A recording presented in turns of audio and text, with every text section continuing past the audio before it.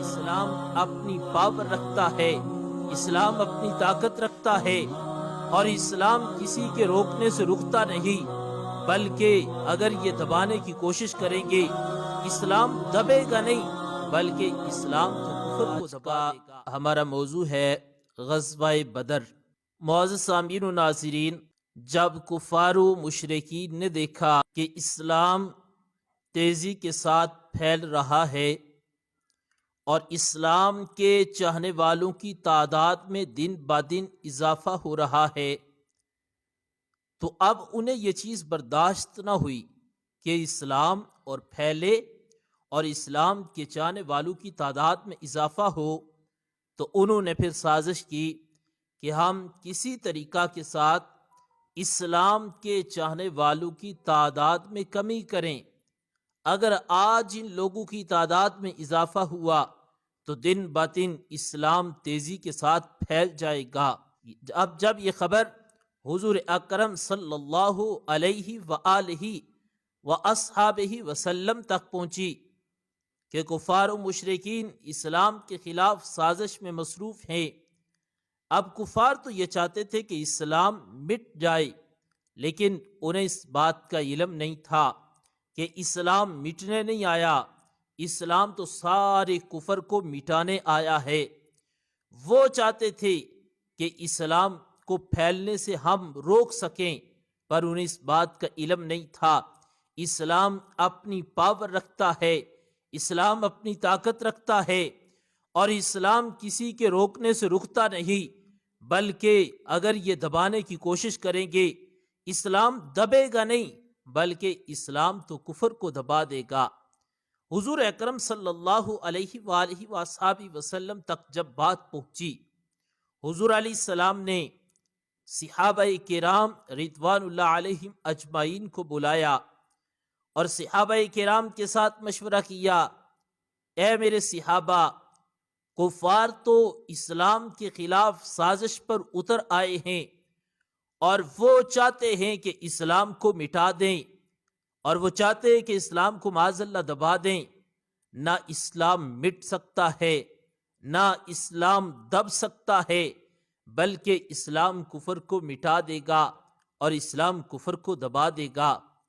اب جب حضور علیہ السلام نے صحابہ کو بلایا، مشورہ کیا، صحابہ کرام رضوان اللہ علیہم اجمعین آگے سے عرض کرنے لگے، محبوب، آپ اگر ہمیں حکم دیں تو ہم آپ کے حکم پر لبیک کہتے ہوئے محبوب اپنی جانوں کے نذرانے آپ کے قدموں پر قربان کر دیں گے۔ صحابہ کرام رضوان اللہ علیہم اجمعین عرض کرنے لگے کہ محبوب آپ حکم دیں، ہم اپنی اولادیں آپ کے قدموں پر قربان کر دیں گے۔ محبوب ہم اپنا مال، اپنی اولاد، اپنی جان، اپنا وقت، اپنا سب کچھ اسلام کی خاطر قربان کرنے کو تیار ہیں۔ ایک صحابی نے عرض کی، محبوب اگر آپ حکم دیں تو محبوب ہم سمندر میں چھلانگے لگا دیں گے، اور صرف چھلانگے نہیں بلکہ گھوڑوں سمیت ہم سمندر میں چھلانگے لگا دیں گے۔ محبوب ہم اپنا سب کچھ وار دیں گے اسلام کی بقا کے لیے، اسلام کے تحفظ کے لیے، اسلام کی سربلندی کے لیے۔ 17 رمضان المبارک کو غزوہ بدر ہوا، اور پھر کیا ہوا کہ کفار کی تعداد 1000 سے زائد تھی، مسلمانوں کی تعداد 313 تھی، لیکن مسلمانوں کے پاس ایمان کی قوت تھی، اس کی برکت سے اللہ تعالیٰ نے مسلمانوں کو فتح عطا فرمائی۔ حضرت سیدنا عبد الرحمن بن عوف رضی اللہ تعالی عنہ آپ فرماتے، میں نے دیکھا کہ میرے قریب 2 چھوٹے بچے ہیں، تو میں نے جب ان کو دیکھا تو میرے دل کے اندر یہ تڑپ پیدا ہوئی، کاش آج میرے ساتھ کوئی بڑے مجاہدین ہوتے، بڑے دلیر بندے ہوتے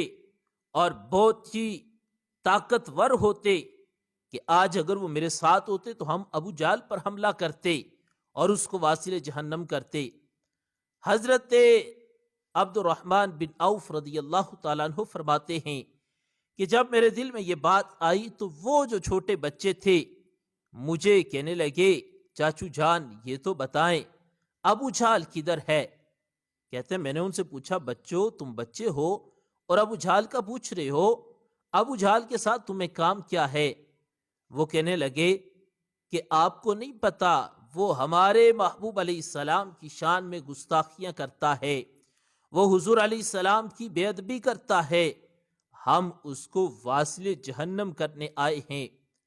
آپ نے اشارہ کیا کہ وہ ابو جہل ہے۔ اب ان شہزادوں نے ایسا کیا،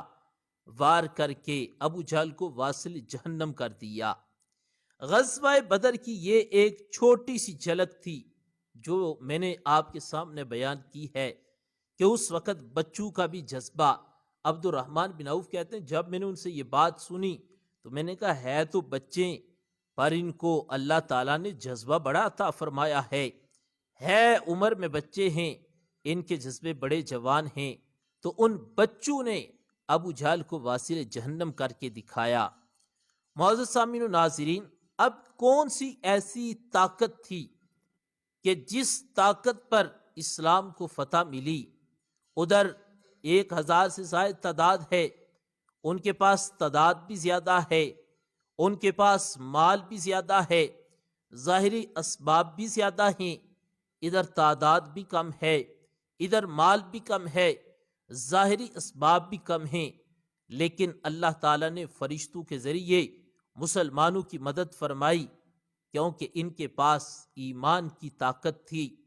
اور ایمان کی طاقت یہ تمام طاقتوں پر بھاری ہوتی ہے۔ ان کے پاس جذبہ تھا، ان کے پاس اخلاص تھا، اور ان کے ساتھ اللہ اور اس کے رسول علیہ السلام کی مدد تھی، جس کی برکت سے اللہ تعالیٰ نے مسلمانوں کو فتح عطا فرمائی۔ 17 رمضان المبارک کو تمام اہل اسلام اپنے گھروں میں یہ کوشش کریں کہ شہدائے بدر اور ام المؤمنین سیدہ عائشہ صدیقہ رضی اللہ تعالی عنہ، آپ کا یوم وصال بھی 17 رمضان کو ہے اور شہدائے بدر کا یوم بھی 17 رمضان کو ہے، تو افطاری کے وقت بالخصوص دعا کریں اور قرآن کریم کی تلاوت کریں، نوافل کی کثرت کریں، تاکہ ان کے صدقے سے دعا کریں، ان کے وسیلے سے دعا مانگیں، اللہ تعالیٰ ان کے صدقہ سے ہماری دعاؤں کو قبول فرمائے۔